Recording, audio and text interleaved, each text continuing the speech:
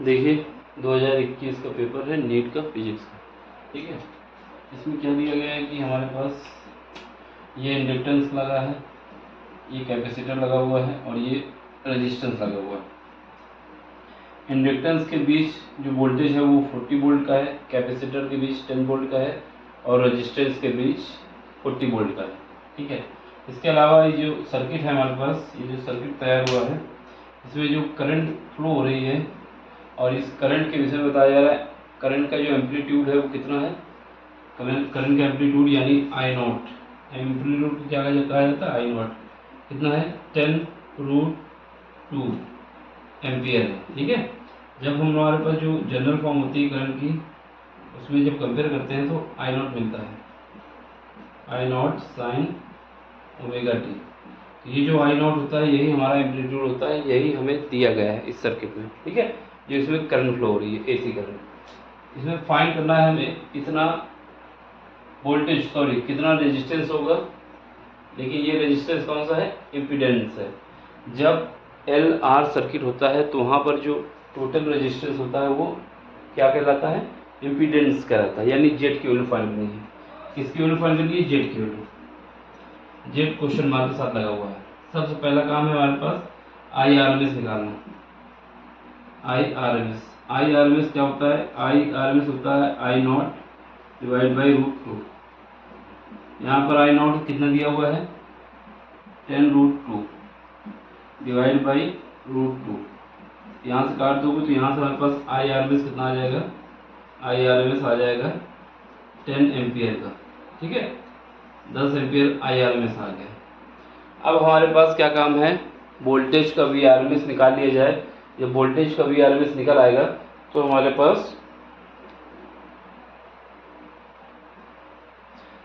पास क्या है, इसका वो निकल आएगा, एक मिनट, ठीक। तो हमारा काम क्या है, वोल्टेज का आर एम एस निकालना। तो वोल्टेज का आर एम एस के लिए क्या करोगे, V R M S is equal to क्या होता है, ये फार्मूला में याद होना चाहिए, वी आर यानी कितना रेजिस्टेंस हमारे पास, कितना वोल्टेज हमारा रेजिस्टेंस में है उसका स्क्वायर प्लस इम्पीडेंस, सॉरी ये क्या है, इंडक्टेंस और कैपेसिटेंस के बीच जो वोल्टेज होता है उसका डिफरेंस यानी वी एल माइनस वी सी का होल स्क्वायर।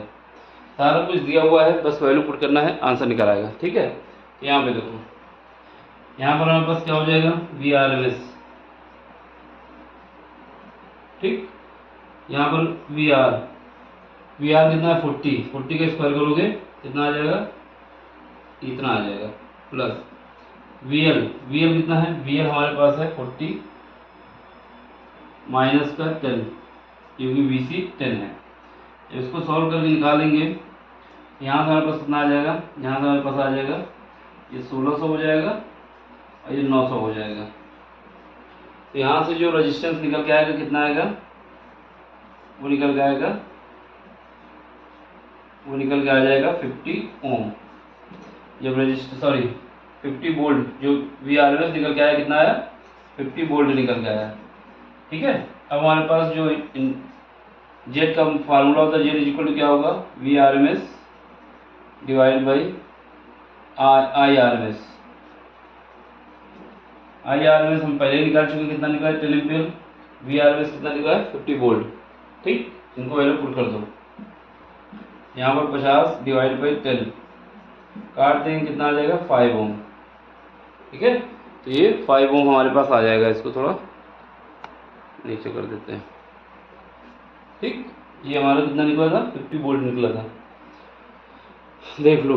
जब हिंदी मीडियम वालों की बात करेंगे तो यहाँ पर जो लिख दिया था, यहाँ पर हिंदी मीडियम के लिए ये सीधे आई आर एम एस लिख दिया गया था, वर्ग माध्य मूल मान। इस वजह से वहाँ का जो क्वेश्चन का आंसर था वो आंसर ये वाला आएगा, जबकि इंग्लिश मीडियम में जो आंसर था ये रहेगा, ठीक है। तो बात ये है कि इंग्लिश मीडियम को प्रेफरेंस दिया जाता है, तो कहीं पर भी करेक्शन होता है तो हमें इंग्लिश मीडियम को देखना होता है। तो यहाँ पर याद रखना है कि हमारे पास आंसर ये आएगा। वहाँ पर एम्पलीट्यूड लिखना था, आई नॉट की वैल्यू ना दे के वर्ग माध्य मूल मान लिख देते हैं, जिससे ये आई आर एम एस हो जाता है सीधे। लेकिन ये आई आर एम एस नहीं है बल्कि आई नॉट है, ये दिमाग में रखना है। अगर आंसर हिंदी मीडियम में देखोगे तो ये मिल जाएगा, कैसे मिल जाएगा, क्योंकि यहाँ पर आई नॉट नहीं दिया बल्कि सीधे IRMS ही दिया गया है। IRMS की वैल्यू उठा के यहाँ पर 10√2 रखोगे, हिंदी मीडियम वालों के लिए देख लो, यहाँ पर सीधे यही वैल्यू दी गई हमको, इतना है 10√2 उसने लिख दिया था, ठीक।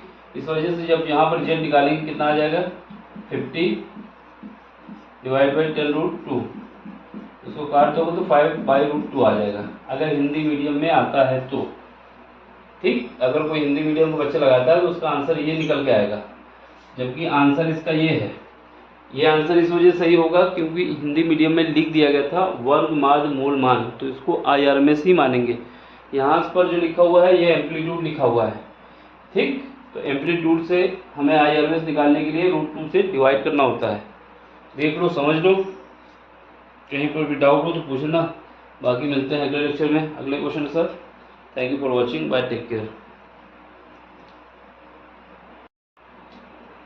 देखिए 2021 NEET physics question number 1 section first, ठीक है। इसमें क्या है हमारे पास, इंडक्टेंस, कैपेसिटेंस और रेजिस्टेंस, ये तीनों सीरीज में लगे हुए हैं, ठीक। तीनों सीरीज में लगे हुए हैं। यहाँ पर जो वोल्टेज की सप्लाई की जा रही है वो हमारे पास V वोल्ट है। कैसा वोल्टेज है? AC वोल्टेज है, ठीक है। AC वोल्टेज लगाया गया है, ये लिखा हुआ है, ठीक। इसके अलावा ये बताया जा रहा है कि जो हमारे पास इंडक्टेंस है इसमें जो वोल्टेज है वो 40 वोल्ट का है, जो कैपेसिटेंस है इसमें जो वोल्टेज है वो 10 वोल्ट का है। रेजिस्टेंस के बीच कितना वोल्टेज है? 40 वोल्ट का है। अब आपसे ये कहा जा रहा है कि इस सर्किट में जो करंट फ्लो हो रही है उस करंट का जो एम्पलीट्यूड है यानी I0 है, वो कितना है? वो हमारे पास दिया हुआ है 10√2। यहाँ पर क्या गिवन है? I0 की वैल्यू, एम्पलीट्यूड कहा जाता है, कितना है? 10√2 एम्पियर, ये दिया गया है क्वेश्चन में। अब आपसे कहा जा रहा है कि इसका इम्पिडेंस कितना है, इम्पीडेंस कितना है। इम्पीडेंस मतलब होता है जेड कितना है ये पूछा जा रहा है। इम्पीडेंस यानी जेड बराबर क्वेश्चन मार्क लगा हुआ है। तो सबसे पहला काम क्या होगा, हमारे पास जो जेड होता है वो VRMS डिवाइड बाई RMS होता है, ठीक है, ये याद रखना है। तो VRMS कैसे निकालोगे? VRMS निकालने के लिए हमें जो फार्मूला में याद होता है क्या, VR² plus VL minus VC का होल स्क्वायर, इसका स्क्वायर रूट लेना होता है। तो यहाँ पर क्या होगा? VRMS निकालने के लिए हम लोग क्या करेंगे, फार्मूला हमारा यूज किया जाएगा। क्या यूज किया जाएगा? कितना हमारे पास वोल्टेज है रेजिस्टेंस में उसका स्क्वायर प्लस कितना वोल्टेज हमारा इसमें है L में, इम्पीडेंस में है, और यहाँ पर क्या है? इंडक्टेंस, सॉरी, यहाँ पर कैपेसिटर में कितना वोल्टेज है इसका स्क्वायर, ठीक। ये सब कुछ दिया हुआ है। तो VR ये दिया हुआ है, ये क्या है? VR है, ये हमारे पास VC है और ये हमारे पास VL है। बस वैल्यू पुट करो, यहाँ पर वैल्यू पुट करेंगे तो कितना आ जाएगा? ये हमारे पास 4 0 का स्क्वायर कर दो प्लस 40 माइनस 10 का स्क्वायर, ठीक है। ये हम करेंगे, जब यहाँ से सॉल्व करके लाएंगे तो कितना आ जाएगा? ये हमारे पास आ जाएगा, यहाँ से हमारे पास आ जाएगा 1600 और यहाँ से हमारे पास आ जाएगा 900। तो यहाँ से जब बाहर निकालेंगे तो यहाँ से निकल के आ जाएगा 2500 और 2500 का स्क्वायर रूट होता है 50, यानी ये 50 वोल्ट आ गया, ठीक है। अब हमारे पास IRMS और I0 में क्या रिलेशन होती है? I0 जो होता है उसको अगर √2 से डिवाइड कर दिया जाए तो IRMS आ जाता है। तो I0 की वैल्यू तो दी गई है, ठीक है, दिख रहा है यहाँ पर I0 की वैल्यू दी गई है, IRMS निकाल लेते हैं। यहाँ कितना है I0 की वैल्यू ये है 10√2, डिवाइड करना होगा √2 से, काट देना है, कितना आ जाएगा? 10 एम्पियर। हमारे पास आंसर क्या आ जाएगा? आंसर हमारा निकालने के लिए Z क्या आ जाएगा? Z आ जाएगा, देखिएगा यहाँ पे Z आएगा VRMS 50 है, IRMS कितना है? 10 है, काट देंगे कितना आ जाएगा? 5 ओम। तो आंसर हमारा ये आएगा। लेकिन यहाँ पर एक ये मिस्टेक हो गई कि हिंदी मीडियम के लिए ये जो एम्पलीट्यूड लिखा हुआ है इंग्लिश में, वहाँ पर सीधे इसने लिख दिया था वर्ग माद मूल मान। इसकी वजह से जो I दिया है ये I0 ना होकर हिंदी मीडियम के लिए IRMS हो गया था। बात समझ रहे हो? हिंदी मीडियम में ये दिक्कत हो गई थी। ये तो इंग्लिश मीडियम का ही आंसर माना जाता है फाइनल, लेकिन हिंदी मीडियम के लिए सुन लो, हिंदी मीडियम में क्या हो गया था, हिंदी मीडियम में यहाँ पर आई नॉट जो दिया हुआ है, आई नॉट नहीं लिखा था बल्कि लिखा हुआ था वर्ग माध्य मूलमान। इसका मतलब यहाँ पे था IRMS, सीधे IRMS दिया हुआ था 10√2। क्या दिया था, 10√2 दिया हुआ था। ठीक है, इसकी वजह से यहाँ पर जब जेड निकाले थे तो जेड कितना आ जाएगा, ये तो 50 आया था निकाल के, ये 10√2 आया था, इसको काट देंगे तो कितना आ जाएगा, 5/√2 आ जाएगा, ये ओम। तो हिंदी मीडियम के लिए आंसर ये सही था, जबकि इंग्लिश मीडियम के लिए ये सही था। लेकिन हमारा ये होता है कहना कि जब भी कोई क्वेश्चन करें कहीं पर भी डाउट हो तो अगर इंग्लिश मीडियम में लिखा हुआ है क्वेश्चन तो वो सही माना जाएगा, हिंदी मीडियम वाला रॉन्ग मान लिया जाता है। फिलहाल इस केस में इन्होंने ये आंसर भी सही मान लिया था, ठीक है, क्योंकि उनकी गलती थी, लेकिन कोई ज़रूरी नहीं कि मान लें। तो इस वजह से कह सकते हैं कि हमें इंग्लिश का जरूर देखना होगा कि एम्पलीट्यूड लिखा हुआ है कि IRMS लिखा हुआ है। ठीक है, देख लो, समझ में आया हो तो लाइक कर दो, शेयर कर दो। बाकी मिलते हैं अगले लेक्चर में। Thank you for watching, bye, take care. Screenshot ले लो उसका।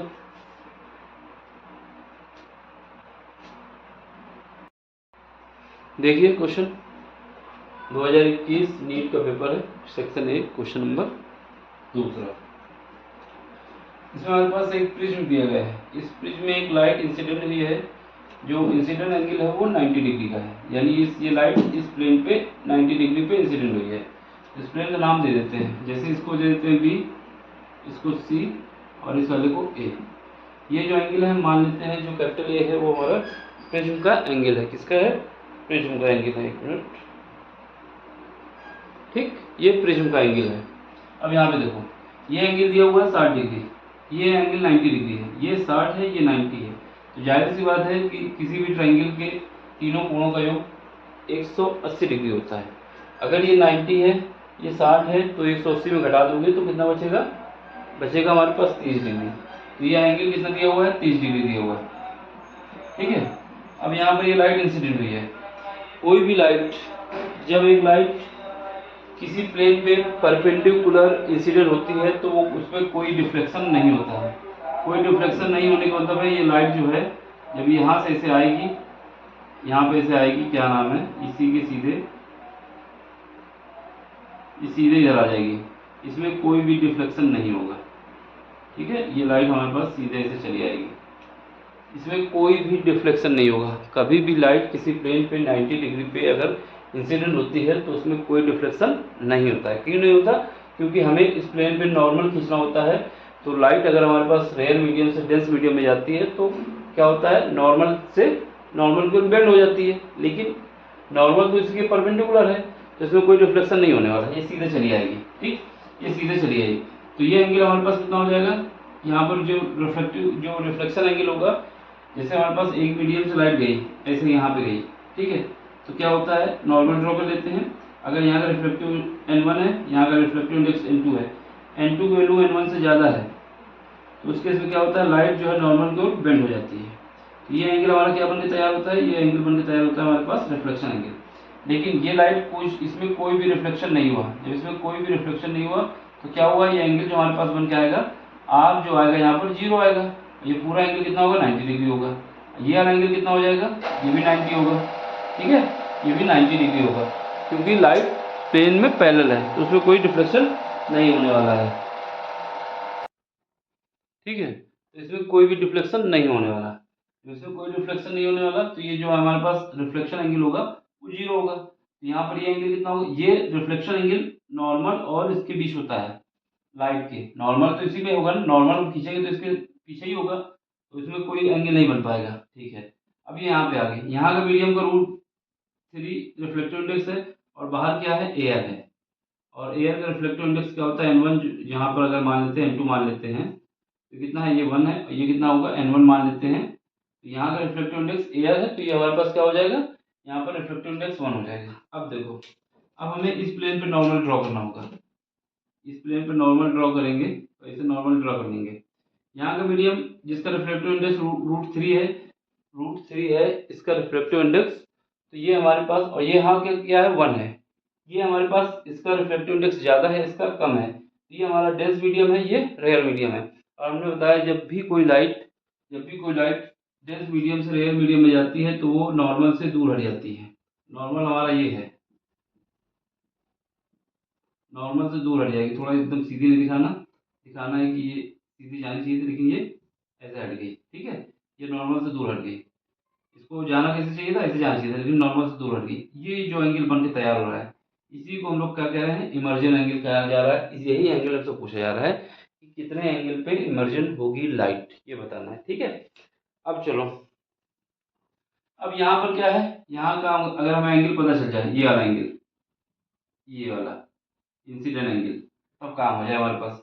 ये एंगल हम मान लेते हैं क्या है, ये हम मान लेते हैं R2 है। ये वाला R1 था, R1 जीरो होगा, क्यों जीरो हुआ ये भी पता चल गया, ठीक है। अब हम क्या करते हैं, अब इसको पूरा बना लेते हैं, ठीक। हमें ये एंगल चाहिए, क्या कौन सा चाहिए, R2 चाहिए। कैसे पता चलेगा, उसके लिए हम क्या करते हैं, ये जो ट्रायंगल है, तो ये लाइन इस पर नॉर्मल है, ए बी पे लाइन ये जो नीली वाली खींची नॉर्मल है, ये एंगल कितना है, 90 डिग्री है। लेकिन 90 में से R2 घटा दो तो कितना बचेगा, ये 90 माइनस R2 बचेगा, ठीक। ये R2 बचेगा, R2 में पहले पता करना होगा। ट्रायंगल इसका नाम दे दो ए बी सी, और ये डी कह देते हैं। ए बी सी डी, तो सी तो हो ही गया था, डी और ई, ये डी है और ये ई है, ठीक है। तो यहाँ से ट्रायंगल, कौन सा ट्रायंगल यूज करोगे, ट्रायंगल ए डी और ई में, इसमें देखो, इन ट्रायंगल, इसमें देखो, ये एंगल है कितना है, एंगल है प्लस, ये कितना एंगल है, 90 माइनस R2, और ये एंगल कितना है, ये तो 90 डिग्री है ना क्योंकि नॉर्मल है, प्लस 90 डिग्री। तीनों ही किसी भी ट्रायंगल के तीनों कोणों का योग कितना होता है, 90 डिग्री होता है, उसका यूज किया हमने कॉन्सेप्ट का। यहाँ से देखो, यहाँ से क्या आएगा, angle A minus R2 is equal to 180, ये वाले ऐड करोगे इस तरफ भेजोगे तो माइनस का 180 हो जाएगा, बराबर क्या आएगा, जीरो आएगा। तो यहाँ से हमें ये पता चला गया कि जो R2 एंगल है वो एंगल ए के बराबर है, और एंगल ए कितना है, 30 डिग्री है। तो ये हमें पता चल गया, यहाँ का एंगल कितना आ गया, ये वाला जो एंगल निकल के आया वो 30 डिग्री आया। कैसे निकाला ये हमने बता दिया कि ये वाला ट्रायंगल यूज करेंगे। ये 90 डिग्री क्यों है, क्योंकि ये नॉर्मल इस पे ड्रॉ हो रही है, नॉर्मल जो लाइट एसी है, जो हमारे पास प्लेन एसी है, इस पे ये लाइट नॉर्मल ड्रॉ खींची गई है, नॉर्मल इंसिडेंट हुई है, इसकी वजह से इसमें कोई रिफ्लेक्शन नहीं होगा, इसलिए ये जब लाइन सीधे पास हो जाएगी तो ये एंगल 90 रह जाएगा, ठीक है। ये हमने बताया आपको। अब हमारे पास क्या है, इसमें स्नेल नियम लगा दो, प्लेन है, कौन सा प्लेन, प्लेन ए बी में स्नेल नियम, स्नेल लॉ लगा दो। स्नेल लॉ लगा दोगे तो देखो यहाँ पर क्या है, यहाँ का रिफ्लेक्टिव इंडेक्स N1, यहाँ का angle sine R2 is equal to, बाहर का देखो साइन E जो हमें फाइंड करना है, और यहाँ पर रिफ्लेक्टिव इंडेक्स N2, N1 की वैल्यू √3 है, और ये कितना है, साइन 30 इज इक्वल टू, ये कितना है, साइन ई, ये हमें पता नहीं है, और N2 की वैल्यू 1 है क्योंकि बाहर एयर है। अब इसको सॉल्व करना है, यहाँ पे देखो √3 साइन 30 की वैल्यू होती है 1/2 इज इक्वल टू कितना आ जाएगा, साइन ई। यहाँ पे देखो, यहाँ पे जब सॉल्व करेंगे तो sine E is equal to, ये √3/2 वैल्यू होती है साइन 60 की, तो यहाँ से ई की वैल्यू कितनी आ जाएगी, 60 डिग्री। तो हमें ये पता चल गया जो इमर्जन एंगल है वो कितना है, 60 डिग्री का है, पहला ही ऑप्शन सही आ जाएगा। ये करने में तुम्हें 7 मिनट नहीं लगेगा, ये हमें समझाने में जरूर लग गया। ये क्वेश्चन हमें बस देखना था कि नॉर्मल होगा, फिर उसका ये जो एंगल होता है यहाँ का एंगल, वही एंगल हमारे पास ही निकल जाता है, बस इतना दिमाग में रखना था, कॉन्सेप्ट हो जाता क्लियर। बस इससे पता चल जाता है ये आंसर क्या है, 60 डिग्री। दूसरी बात, ये नॉर्मल जब खींचेंगे तो नॉर्मल जाएगा, तो यहाँ पर हमारे पास क्या है, तीनों ट्रायंगल के योग कितना होता है, 90 डिग्री। ये 90 है, ये 120 हो जाएगा, फिर उसके बाद 90 में से क्या करोगे, घटा दोगे, तो यहाँ का एंगल कितना बचेगा, 30 डिग्री बचेगा। इन दोनों को ऐड करोगे 120 आएगा, 120 में 180 घटा दोगे, 180 में 120 घटाओगे 60 आएगा, 60 घटा दोगे 90 में तो क्या बचेगा, R2 बचेगा। तो बस R2 की वैल्यू कितनी आ गई, 30 डिग्री। यहाँ स्टैंड का नियम लगा दो, आंसर आ जाएगा। सिंपल सा क्वेश्चन था, कुछ नहीं था, बस हमें देखना था कि यहाँ का एंगल क्या होता है, सीधे आंसर वही आता है, ठीक है। समझ में आया हो तो लाइक करो, शेयर करो, सब्सक्राइब करो। बाकी मिलते हैं अगले लेक्चर में अगले कॉन्सेप्ट के साथ, ठीक है। Thank you for watching, bye, take care. देखिए 2021 question number 4 section A, paper है नीट का, फिजिक्स का है, ठीक है। इसमें देखो क्या है, इसमें एक कैपेसिटर है इसका कैपेसिटेंस कितना है, सी है। ये कहाँ पे कनेक्ट किया गया है, एक एसी सोर्स में कनेक्ट किया गया है। उसका जो वोल्टेज है वो दिया गया है वी है, ठीक है। और ये जो वोल्टेज दिया गया है ये हमारे पास इक्वेशन के रूप में दिया गया है, ठीक। V is equal to V naught sine omega T. अब आपसे पूछ रहा है कि डिस्प्लेसमेंट करंट कितनी होगी प्लेटों के बीच, जो प्लेट कैपेसिटर में लगी हैं उसमें डिस्प्लेसमेंट करंट कितनी होगी ये हमें बताना है, ठीक। तो यहाँ पर डिस्प्लेसमेंट करंट बतानी है। कहीं पर भी अगर कैपेसिटर दिया होता है और कैपेसिटर को अगर हम वोल्टेज से मल्टीप्लाई कर दें तो हमारे पास क्या निकल आता है, चार्ज निकल आता है। किसी भी कैपेसिटर में कहानी कुछ ऐसी है, जैसे कैपेसिटर लगा है, यहाँ पर एक एसी वोल्टेज लगा हुआ है, ठीक है। तो यहाँ पर हमारे पास जो वोल्टेज लगा हुआ है V is equal to V naught sine omega T लगा हुआ है, ठीक। यहाँ पर कैपेसिटर है। अब इसमें हमें डिस्प्लेसमेंट करंट पूछी जा रही है, तो हमारे पास चार्ज क्या होता है, चार्ज इक्वल टू होता है कैपेसिटर और उसके वोल्टेज से मल्टीप्लाई कर दिया जाए तो मिल जाता है। लेकिन एक बात ये पता होना चाहिए कि अगर हमें कहीं पर करंट निकालनी है तो कैपेसिटर को अगर चार्ज को अगर टाइम के रिस्पेक्ट में डिफ्रेंशिएट कर दिया जाए तो वो हमारे पास करंट हो जाता है, समझ गए। अगर हमारे पास करंट हमको निकालनी है तो जो हमारे पास चार्ज दिया गया है उस चार्ज को टाइम के रिस्पेक्ट में डिफ्रेंशिएट कर दें तो हमारे पास करंट हो जाती है। यही करंट हमसे पूछी जा रही है, इसी करंट को डिस्प्लेसमेंट करंट कहते हैं, ठीक है। तो यहाँ पर देखो क्या करोगे, इसको हम डिफ्रेंशिएट कर देंगे।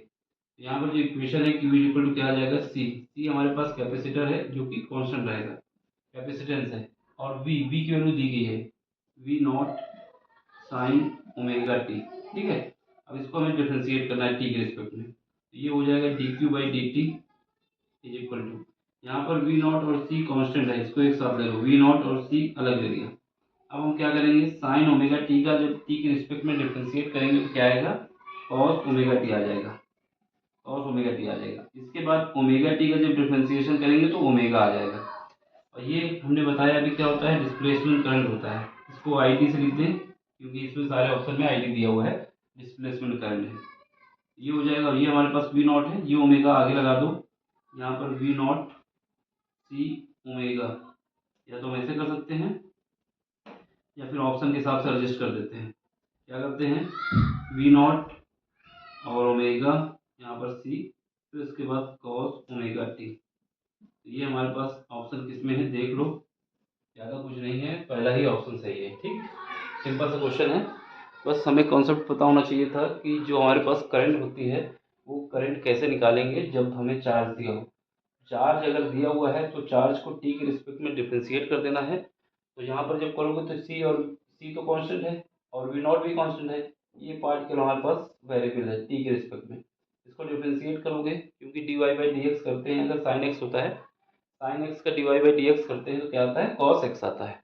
लेकिन यहाँ पर ओमेगा टी भी दिया हुआ है तो ये ओमेगा आ जाएगा, जब इसका करोगे तो ओमेगा आ जाएगा, ठीक। तो ऑप्शन पहला आ जाएगा। चलो मिलते हैं अगले लेक्चर में, अगले क्वेश्चन में। समझ में आया तो लाइक शेयर सब्सक्राइब, बाकी कोई क्वेश्चन नहीं आता तो टेलीग्राम में आके पूछ सकते हैं। Thank you for watching. देखिए अगला क्वेश्चन, इसमें क्या है कि थिक करंट कैरिंग कौन सा क्या है, केबल है। केबल को हम एक सिलेंडर की तरीके ट्रीट कर सकते हैं ना, जैसे केबल है हमारे पास, ठीक है। तो थोड़ा मोटा करके दिखा दे रहा है, ये कुछ कहानी है। ये इसका क्रॉस सेक्शन एरिया है, यहाँ पर ये क्रॉस सेक्शन एरिया है, ठीक है। इसकी जो रेडियस बताई जा रही है ये क्या है, ये कैपिटल आर है, इसकी रेडियस क्या है, कैपिटल आर है, ठीक। इसमें जो करंट है वो क्या है, आई फ्लो हो रही है, करंट जो है वो आई फ्लो हो रही है, ठीक। आई करंट फ्लो हो रही है यूनिफॉर्मली, यानी पूरे में करंट सेम है जो भी वायर इसके अंदर है। इसके बाद इसका क्रॉस सेक्शन एरिया किस में बताया जा रहा है, इसकी जो रेडियस है वो बता दी गई है, ठीक है। यहाँ पर इसके इनसाइड सबसे पहले इसका मेन एक्सिस बना देते हैं। इसके इनसाइड यानी यहाँ पर जो आर है, यहाँ पर मैग्नेटिक फील्ड कितना होगा, ये जो हमारे पास डिस्टेंस है इस पॉइंट पी पे, इसकी डिस्टेंस एक्सेस से कितनी है, आर है। सबसे पहले हमें यहाँ पर मैग्नेटिक फील्ड के लिए फार्मूला पता होना चाहिए। ये क्या होता है, बी इक्वल टू होता है, यहाँ पर होता है म्यू नॉट, जो करंट फ्लो हो रही वो डिवाइड बाई 2 पाई, और यहाँ पर ये रेडियस जो है इसका स्क्वायर, और ये जिस डिस्टेंस पे हमें जिस पॉइंट पे मैग्नेटिक फील्ड निकालना है, क्योंकि पहले केस में ये इनसाइड का फार्मूला है, ठीक है। ये पॉइंट कहाँ है, ये पॉइंट इनसाइड है, इनसाइड है, केबल के इनसाइड पॉइंट है। तो यहाँ से हमें ये पता चल जाएगा कि म्यू नॉट कांस्टेंट होता है, आई हमारे पास यूनिफॉर्म करंट बोल दिया पहले ही, यूनिफॉर्म है। फिर उसके बाद बताया जा रहा है कि 2 पाई, 2 पाई क्या है, 2 पाई हमारा कांस्टेंट है और रेडियस भी इसकी कांस्टेंट रहेगी। सारा चेंज किस में होने वाला है, सारा चेंज होने वाला है जो हमारे पास पॉइंट है उसकी एक्सेस से, जिस पॉइंट पे हमें मैग्नेटिक फील्ड निकालना है। तो यहाँ से ये पता चल जाएगा कि ये पार्ट तुम्हारा क्या है, ये पार्ट पूरा जो है ये कांस्टेंट है। कैसा है, कांस्टेंट है, कांस्टेंट पार्ट है, ठीक है। इसका मतलब पता चला कि मैग्नेटिक फील्ड जो है वो पॉइंट, जिस पॉइंट पे हमें मैग्नेटिक फील्ड निकालना है उसके डायरेक्टली प्रोपोर्शनल है। जब भी ऐसी कंडीशन आती है तो हमारे पास ग्राफ कैसा बनता है, एक स्ट्रेट लाइन का बनता है, ये स्ट्रेट लाइन का ग्राफ बनता है। तो हमें पहले ग्राफ बनाना होगा स्ट्रेट लाइन का, ठीक। एक बात तो इसमें देखो किसी में है, एक ये स्ट्रेट लाइन का है, ये तो नहीं है, तो ये ऑप्शन नहीं हो सकता। ये हो सकता है, यहाँ पर भी स्ट्रेट लाइन का है, और ये नहीं हो सकता। ये दो में से कोई एक होने वाला है, ठीक है। अब इसके बाद जो हमारे पास मैग्नेटिक फील्ड, अगर ये पॉइंट हमारा पी जो है, ये पॉइंट हमारा पी कहाँ है, यहाँ पर क्या क्या नहीं है कि यहाँ पर जो स्मॉल आर है वो कैपिटल आर से छोटा है, ठीक है। ये कहानी समझ में आ रही है। अब हमारे पास क्या है, ये तो हमें पता चल गया, ठीक। स्मॉल आर कैपिटल आर से छोटा है। अब ये पॉइंट जो हमारा पी है, ये पॉइंट हमारा जो पी है, ये पी डैश मान लेते हैं। यहाँ से इसकी एक्सेस से दूरी कितनी है, ये स्मॉल आर है। यहाँ पर ये कहानी हुई सेकंड केस में, तो स्मॉल आर जो है कैपिटल आर से बड़ा है, ठीक है। इसलिए ये जो हमारे पास मैग्नेटिक फील्ड आएगा आउटसाइड, आउटसाइड, आउटसाइड के लिए जो हमारे पास फार्मूला होता है क्या होता है, बी इज इक्वल टू होता है म्यू नॉट, जो कि कांस्टेंट है, कितनी करंट फ्लो हो रही है ये लिख देंगे, डिवाइड करेंगे किससे, 2 पाई और स्मॉल आर, ठीक है। ये हमारे पास मैग्नेटिक फील्ड का फार्मूला आता है। ये किस लिए है, आउटसाइड, जब पॉइंट हमारे पास केबल के बाहर है। ये वाला फार्मूला किस लिए था, जब पॉइंट हमारा केबल के अंदर था, एक्सेस से बाहर नहीं निकला था। यहाँ से देखो म्यू नॉट कांस्टेंट है, आई कांस्टेंट है, 2 पाई भी कांस्टेंट है। क्या पता चला, यहाँ से ये पता चला कि हमारे पास जो बी है वो, बी जो है हमारे पास देखो 2 पाई कांस्टेंट है, म्यू नॉट और आई भी कांस्टेंट है। बी हमारा इन्वर्सली प्रोपोर्शनल है इसके, जो पॉइंट हमारे पास, जिस पॉइंट पे हमें मैग्नेटिक फील्ड निकालना है। तो यहाँ से ही पता चल गया, ठीक है। इससे पता चल क्या चलेगा, इससे ये पता चलेगा कि हमारे पास ये जो ग्राफ बनता है, कभी भी ऐसे कंडीशन आए 1/r, तो ये ग्राफ बनता है पैराबोला का, ठीक है। यहाँ पर क्या बनेगा, ऐसे बनेगा ग्राफ। तो केवल यही तीसरा ही ऑप्शन सही है, बाकी कोई भी ग्राफ पूरी तरीके से सेटिस्फाई नहीं कर रहा। ये केवल स्ट्रेट लाइन है, बल्कि इसमें स्ट्रेट लाइन भी चाहिए और ये कर्व भी चाहिए पैराबोलक से। तो हमारे पास ऑप्शन कौन सा आ जाएगा, ये तो होने वाला नहीं, ये होगा नहीं, ये होना था या ये होना था। तो ये हमारे पास केवल इनसाइड के लिए ग्राफ दिया है, जबकि हमें ग्राफ चाहिए कि जो करंट हमारे पास, जो पॉइंट हमारे पास है वो अगर केबल के बाहर है तब भी हमें वेरिएशन पता होना चाहिए। इस वजह से ये वाला ऑप्शन सही होगा, तीसरा ऑप्शन, ठीक। समझ लो, ये दोनों फार्मूले बेस था, अगर ये याद था तो काम हो जाता, ठीक है। समझ में आया हो तो लाइक करना, शेयर करना, सब्सक्राइब करना। बाकी कोई क्वेश्चन नहीं आता टेलीग्राम में आके आप पूछ सकते हैं। चलो bye, take care, thank you for watching.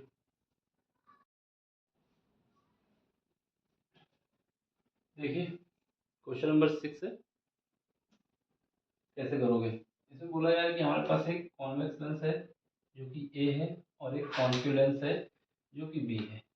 जो कॉन्वेक्स लेंस है उसकी फोकल लेंथ 20 सेंटीमीटर है, जो कॉन्केव लेंस है जो कि बी है उसकी फोकल लेंथ कितनी है, 5 सेंटीमीटर है, ठीक है, जैसा बोला जा रहा है। इसमें क्या है कि हमारे पास पहले लेंस बना लेते हैं। ये हमारे पास कॉन्वेक्स लेंस है, ठीक। ये कौन सा है, कॉन्वेक्स, कॉन्वेक्स। फिर उसके बाद एक दूसरा लेंस हमारे पास रखा हुआ है, इसको क्या कहा जाएगा, दूसरा लेंस जो है हमारे पास कॉनकेव है, कॉनकेव, ठीक है। इन दोनों की एक्सेस सेम है, दोनों की सेम एक्सेस है, ठीक, दोनों की सेम एक्सेस है। इनके बीच की दूरी हमको फाइंड करना है, जो कि हम मान लेते हैं बीच की दूरी क्या है, डी है। बीच की दूरी हम डी मान लेते हैं, ठीक है, ऊपर लिख देते हैं इसे, क्योंकि बीच की दूरी डी है, यही हमें फाइंड करना है, ठीक।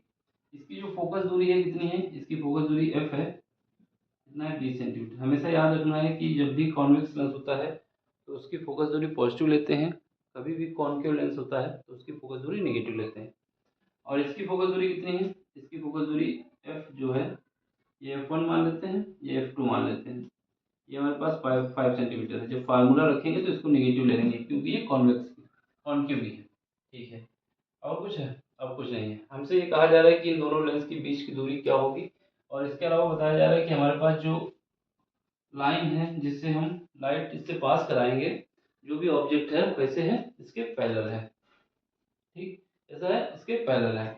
तो मान लेते हैं इसको हम डॉट डॉट करके बना दें, जिससे ये समझ में आए इसकी मेन एक्सिस है, दोनों की सेम है।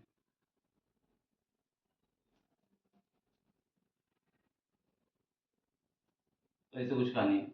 अब यहाँ से मान लेते हैं कोई, क्योंकि ऑब्जेक्ट इसने बोला कि पैरेलल है, सॉरी ये क्या है, अनंत से आ रहा है, इनफाइनाइट से कहीं से आ रहा है, और ये एक्सेस के पैरेलल आ रहा है। एक्सेस के पैरेलल का मतलब है ये ऐसे आ रहा है। ठीक है, तो अगर नीचे से लेंगे तो ये भी ऐसे आएगा। वो कहाँ से ऑब्जेक्ट, कोई मतलब नहीं। अगर ये लेंस ना होता, ये लेंस ना होता, तो इसकी जो ऑब्जेक्ट जाता वो ऐसे जाके, ऐसे जाके मिल जाता है यहाँ पर कहीं पर। ठीक है, ये कहाँ पे मिला ये हमको नहीं पता, अभी पता चल जाएगा। लेकिन ये हमारे पास ये बन जाता है इसका। ठीक, अगर ये क्या होना होता, अगर ये हमारे पास ये वाला लेंस ना होता तो इसकी इमेज यहाँ पर क्योंकि इसका नेचर होता है कॉन्वेक्स लेंस का कि कन्वर्ज हो जाता है, एक जगह एक पॉइंट पे मिल जाता है। कोई भी लाइट अगर इनफाइनाइट से आ रही होती है तो एक पॉइंट पे मिल जाती है। ठीक है, चलो, इसकी फोकस दूरी कितनी है, इसकी ये जो दूरी होगी ये इमेज की दूरी होगी। क्या होगी, इमेज की, ये इसका इमेज होगा।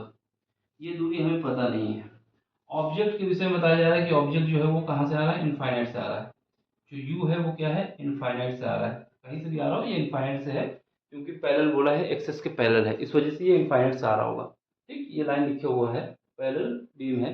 ठीक, इसकी एक्सेस के पैरेलल है। अब यहाँ पर हमारे पास लेंस का फार्मूला लगाओ पहले केस के लिए, कॉन्वेक्स लेंस के लिए। For convex lens, for convex lens, इसके लिए जो फार्मूला लगाओगे तो हमारे पास फार्मूला होता है 1/f is equal to 1/v minus 1/u।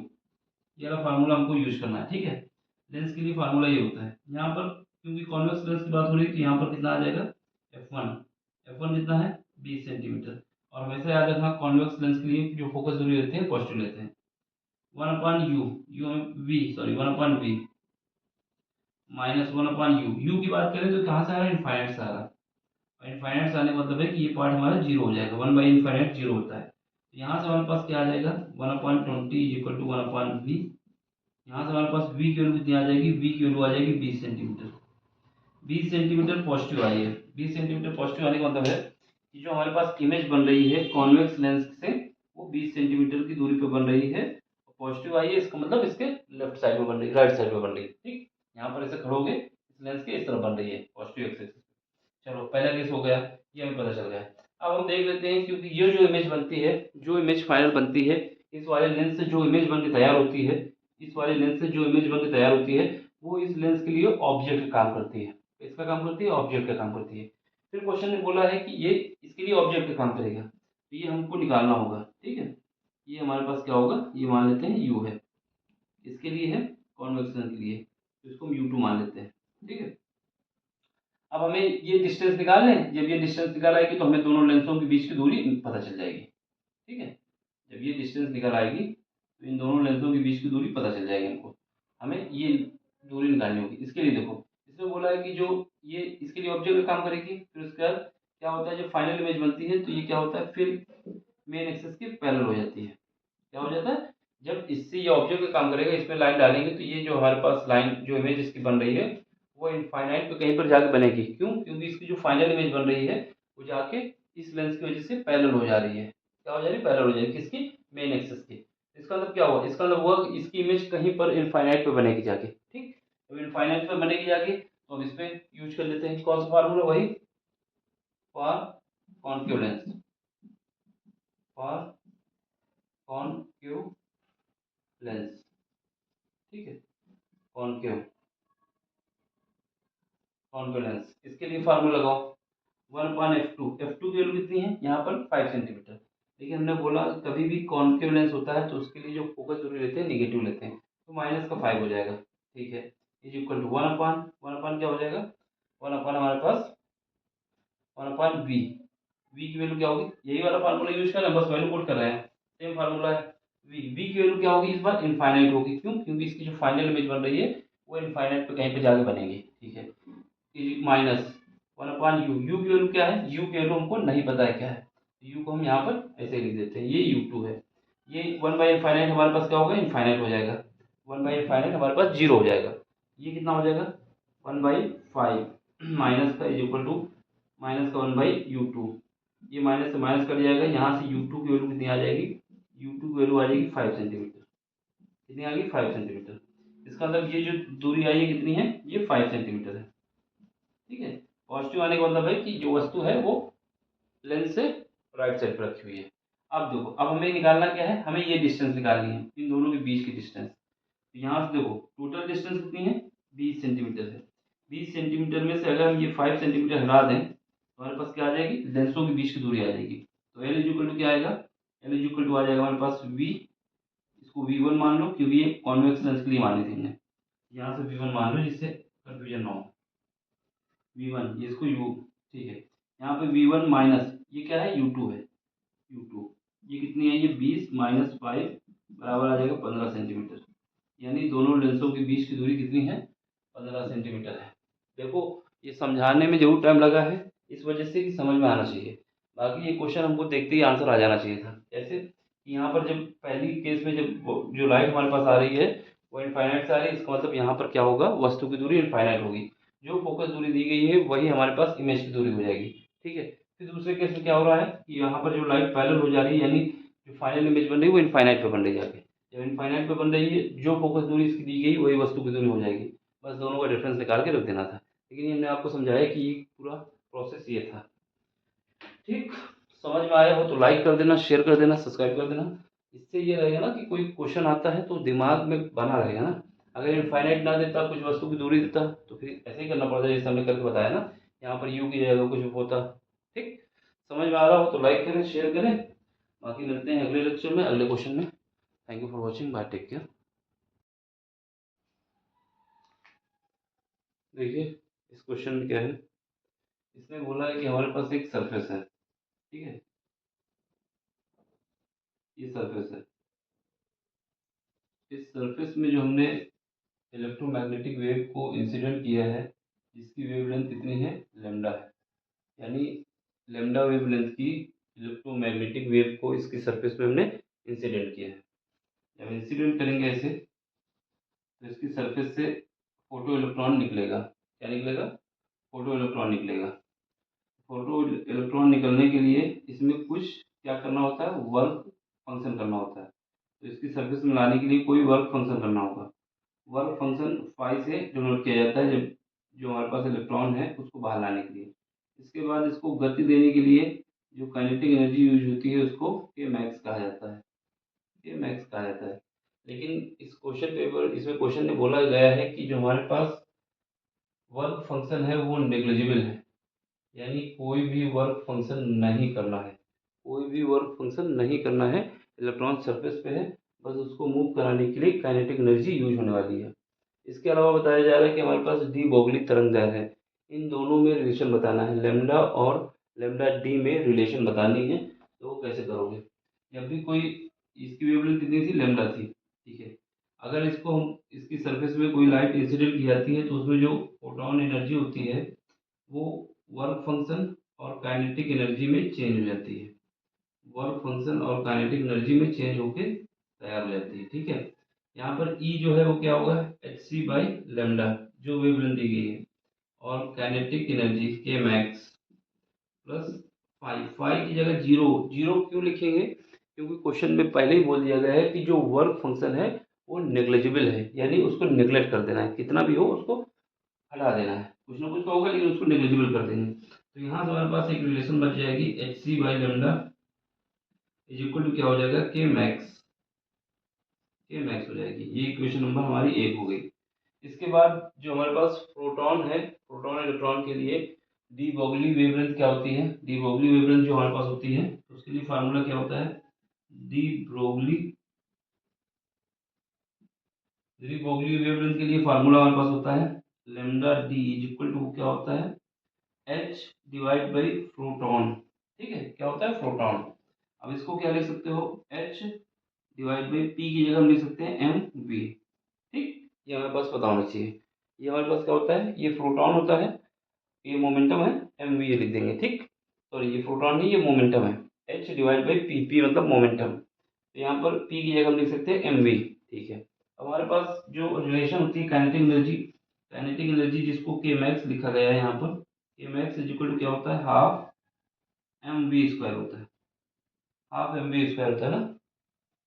अब हमें क्या करना है, यहाँ से हमारे पास एम वी की वैल्यू रखना है। इसके लिए हम क्या करें, एक एम से मल्टीप्लाई कर दें, एक एम से इधर मल्टीप्लाई, एक इधर से, दोनों तरफ एम से मल्टीप्लाई कर देना है। तो यहाँ पर क्या हो जाएगा, एम के मैक्स, और ये जो हमारे पास है टू, इसको इधर भेज दो। ठीक है, इस वाले टू को क्रॉस प्रोडक्ट कर दिया, यहाँ से क्या आ गया, क्योंकि एक एम से यहाँ मल्टीप्लाई किया है तो एक एम से यहाँ पर मल्टीप्लाई करना होगा, तो ये हमारा ये बन के तैयार हो जाएगा।